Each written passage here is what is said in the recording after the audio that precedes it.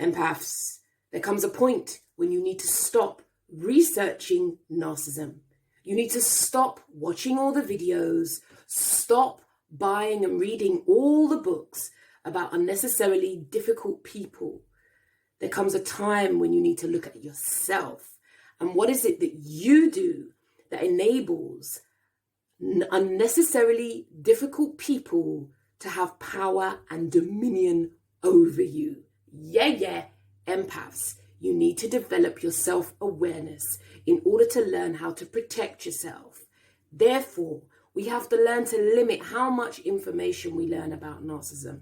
Because once you get it, you get it. They are just unnecessarily difficult people. However, unnecessarily difficult people need selfless people to enable them. What is it that you do? This is one of the reasons I've created the Empath Self-Protection course. If you want to know more, inbox me.